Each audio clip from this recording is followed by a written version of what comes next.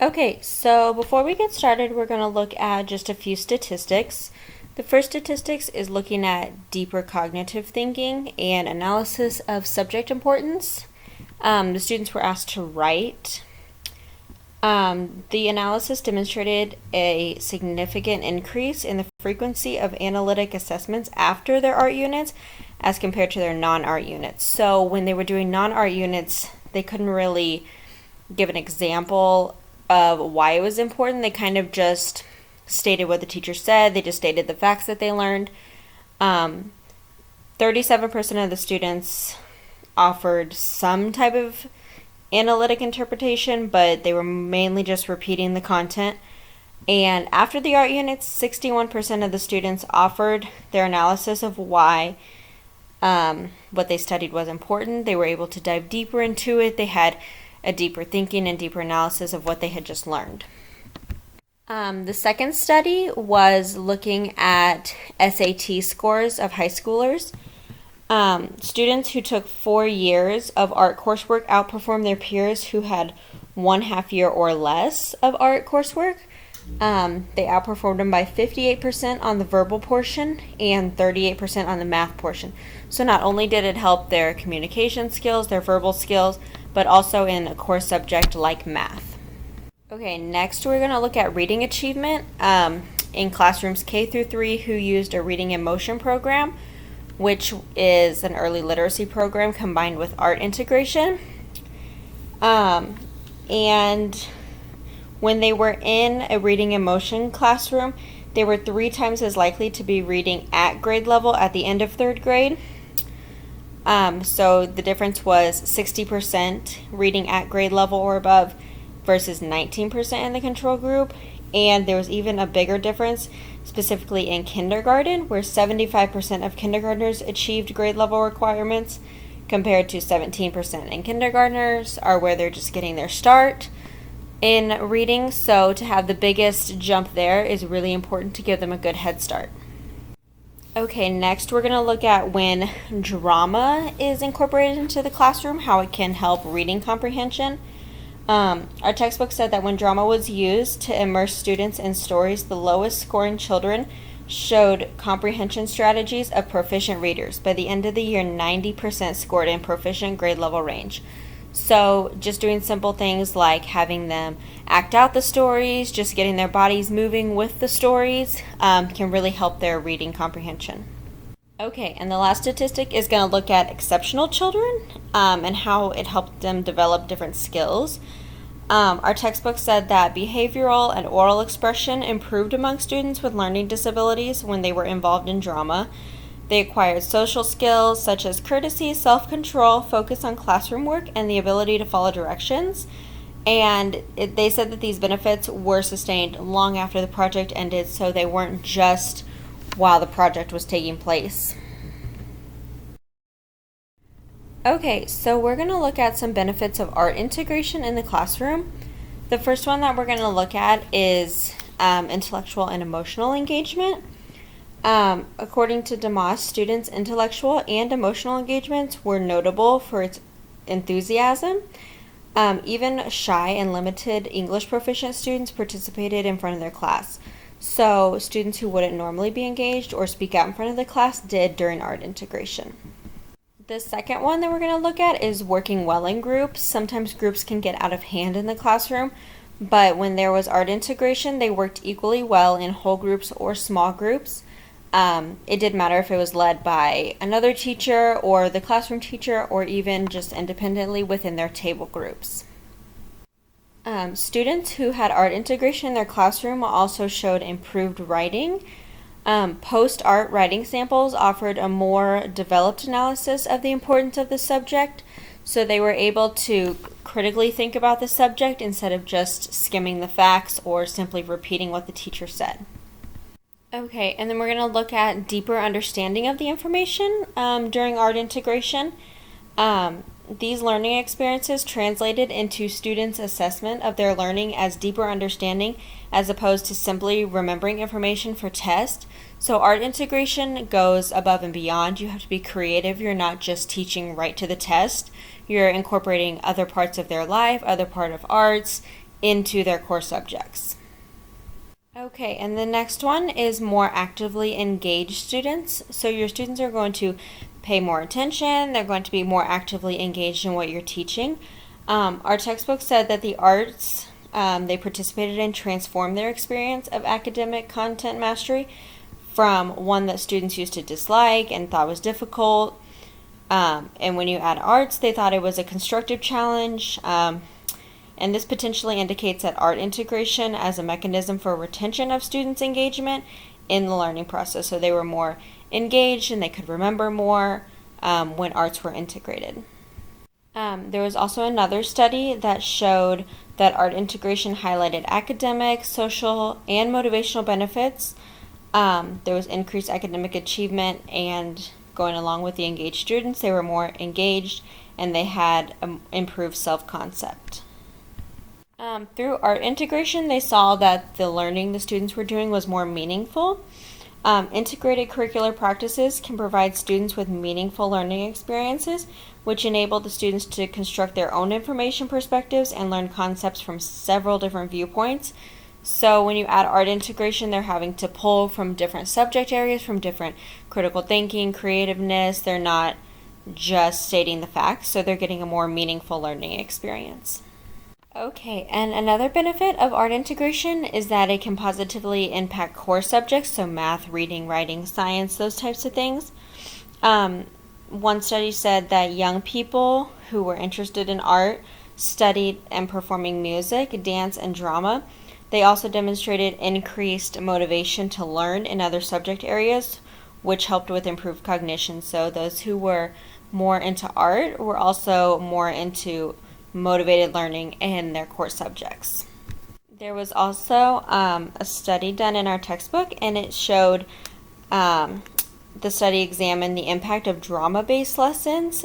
There was a positive link found with language arts and social studies academic achievement of 4th and 5th graders when there was drama involved in the lessons. So acting out, getting their bodies moving, those types of things, those really helped in language arts and social studies.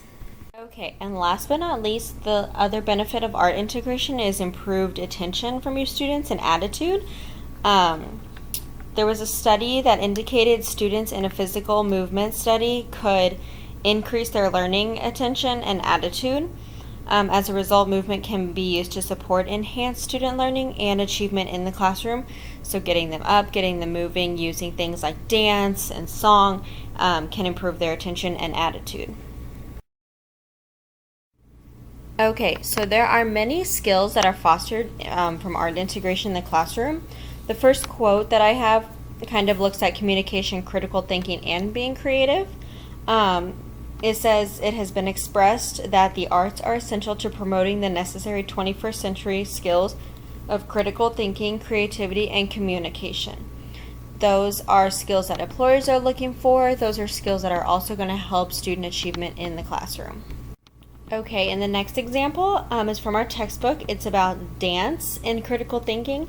So dance entails thinking through movement of creative thinking. It involves complex cognitive and physical process and is triggered by a challenge. So dance integration invites inquiries and emphasis on exploring movement and unleashing creative and artistic ways to show learning. Students and the teacher have to be really thinking critically of how they're going to show core subjects through dance, like math or science. Those are not as easy to do during dance. There was also one that looked at critical thinking during storytelling. It said during storytelling, students learn to use thinking skills such as prediction, inference, and drawing conclusions.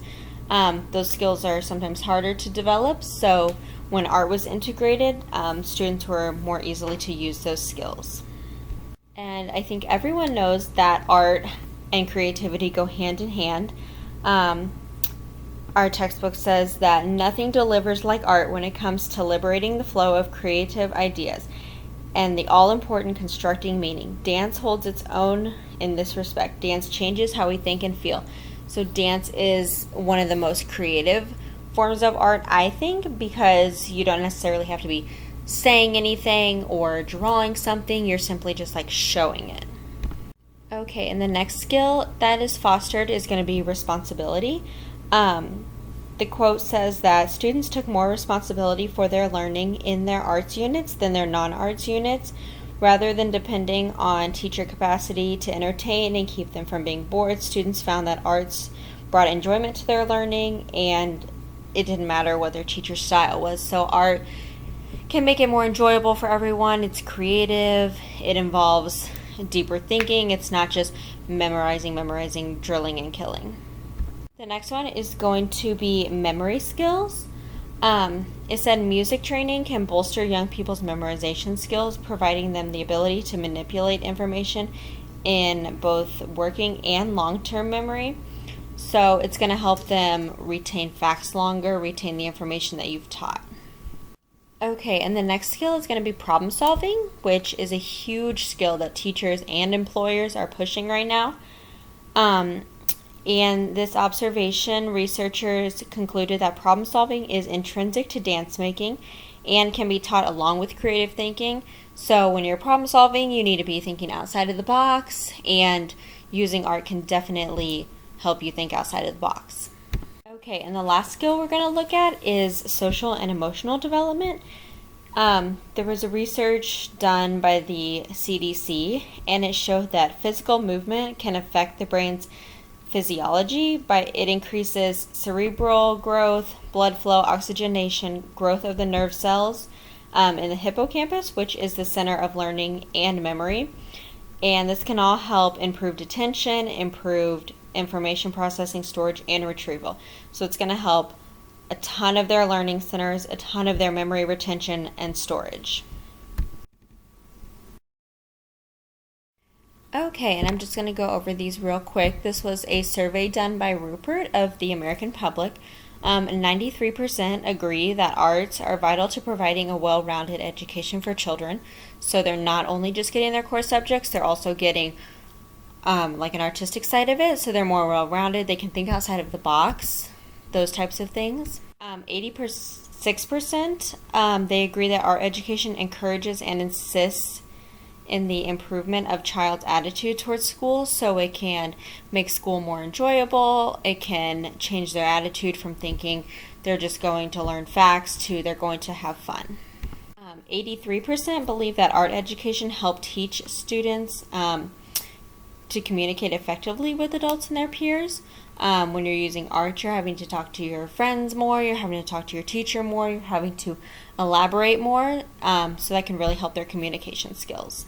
The next one said that 79% agree that incorporating art into today's education is the first step in adding back what's missing in public schools. Art used to be a big thing in school. There used to be music every day, those types of things. With budget cuts, those have really been cut back, and students are not benefiting from the cutback of it. The next one was really good. It said 54% rated the importance of art education a 10 on a scale of 1 to 10. So that shows you, 54%, that's more than half, thought that art was like one of the most important things on an education scale. And the last one was 79% believe it's important enough for them to get involved in increasing the amount of quality in art education. So almost 80% of the public would get involved to help increase the quality and amount that they're getting. So whether that be helping with budget cuts or helping with planning, they were willing to get involved for that. Okay, now we're just going to look really quickly at simple ways that teachers can integrate art, because I know that it's not always the easiest. But simple things like having students act out a story that they just read, that can be really easy, like the Three Little Pigs. You could set that up really easy. It can really help engage your students and help them remember the story better. They can create a piece of art that ties into something they've learned. So say they just learned about the water cycle, drawing it out on paper, creating clouds with cotton balls, those types of things is really going to help your students see the process and remember it better. The next one is to make a quick memory song or dance. You can even look these up. There's memorization things for all types of lessons and quick hand movements you can do, and it can really help your students remember that information. The next one is creating posters or murals. These could even be like advertisements, or say you're learning about a president, you could make a poster of them, draw their face on it, write facts out about it. The students are going to have a lot more fun and they're going to remember it better that way. The next one is to have students create a commercial. This one could be for older students, maybe about something that you just learned, either in science, a way to help the environment, have them create a quick PSA for their family, for their friends, about different ways to help the environment. They're going to have a lot more fun. They're going to remember the facts better as well. The last one, just learning about different artists. When you're studying social studies, you can learn about different artists of those times. You can learn about different art types by looking at those types of things. So many things you can do with art integration. Okay, and I'm going to look at a few quotes from this article that I really enjoyed by Cheryl Fulgham. It was called Learning is Fun Again with Art Integration. It says art integration is a way to make learning fun and interesting. It's also a way to reach some children who have non-traditional ways of learning. So there are students who are visual learners, auditory learners, and that's not their fault. And I think it's the responsibility of the teacher to integrate different lesson types. It can be done through art to help those kids learn in the best way that they need to. I've also seen firsthand how it can resolve minor behavioral issues. Students are not meant to sit in a desk for 8 hours a day, so getting your kids up and moving and involved, hands-on, through the arts can really help solve those behavioral issues of some students squirming around in their seat, talking out, those types of things. And she said, in this age of Common Core, it's even more important that school children are given an outlet to not only stimulate their imagination, but also to help stimulate brain function. Common Core is kind of drill and kill. They are not really outside of the box. So it's a responsibility of the teacher to find ways to integrate Common Core with art and to make it interesting. And she said one big complaint with many school-age children is that school is boring and all the teachers want is for them to memorize information that can be regurgitated on a test form. And I felt like this during school. It was much more enjoyable when we could create a poster, when we could act something out in front of the class, when we could speak it, draw it, create a commercial, do something interesting with it other than just reading and reciting facts. Okay, now I'm just going to show 3 simple lesson plans, how they can involve the arts and help the students. The first one is going to be about the water cycle. I have a quick informational video for them to watch about the water cycle, and then I will discuss the various processes within precipitation, the groundwater runoff, evaporation, condensation, those types of things, just so that they can get the hang of it. We're going to talk about what happens during each of those stages, and then I'm going to split them into groups, and they're going to have to creatively think, critically think, those types of things of how they can use drama and movement to act out the water cycle. So say like for precipitation, their hands can act like rain. Evaporation, they can act like they're being evaporated. Those types of things, they're going to have to get creative. The benefits of it are critical thinking, problem solving, communication in groups, and actively engaged students. A student is not going to be able to go up there and do the skit and just stand there without being engaged. They're going to have to problem solve within their groups of, how they're going to act out each process. They're going to have to work within their groups. They're going to have to communicate well with each other, those types of things.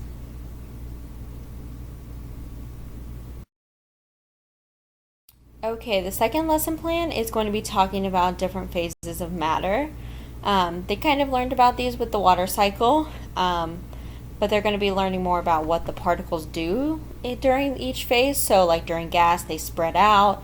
Liquid, they are together. They take the form of whatever container they're in, and then solids, they're together and not moving. They'll get a chance to see water going through the different stages. So I'll have ice up there. I'll have a burner with a saucepan that I can put the liquid water into and turn it into a gas, show them the steam evaporating. This is really going to help them see it firsthand, hands-on, and they can really remember it that way. Then there's a really cute dance called Matter Chatter, and while we're dancing to this and singing, we're not just going to be watching the video, we're going to be acting like the particles in the different phases. So during a solid, we can stand super still, super tight. During gas, we can, have fun, go all over the place. The benefits of this is they're going to have a deeper understanding of it because they'll get to see the actual water going through the three phases. They'll be actively engaged during the dance, during the song. Improved attention and attitude. They'll obviously be looking at the water and the ice and the steam and stuff, and they'll be really drawn into that. Creativity during the dance, how is your body going to act like a particle? And the last one is responsibility. They're going to have to take responsibility during the dance to make sure that they are staying in their own body bubble, that they're not hurting any of their peers, those types of things. Okay, so for the third lesson, we're going to talk about measuring different types of precipitation. So they've had the lesson about the water cycle, so they know precipitation. They know the different phases of matter, where, snow is a solid, rain is a liquid. They're going to have to read, measure, record the data, and graph it. I'm going to have 3 rain gauges sitting up at the front of the room filled with different amounts of water that they'll have to read. And then different ice buckets with different amounts of snow is what we'll call it in there, and they'll have to measure that with a ruler. When they are going to graph it, it's going to have to be a creative graph, a picture graph. So say there's 6 inches of rain in the rain gauge, they're going to have to draw 6 raindrops. So each graph is going to be creative. It's not going to be like their friends. They're going to have to figure out how they're going to draw it, what colors they're going to use. For the reading of the measurements, I'm going to have them working in their groups, so they're going to have to communicate. It'll also be a more meaningful learning process because there are the rain gauges that they can come up and read. There are the different amounts of snow, so they're more actively engaged and having a more meaningful learning process. They're going to have to be creative when they're in their graphs, and they're going to have to think critically about the drawing of the different snowflakes or the raindrops and how they're going to record their data.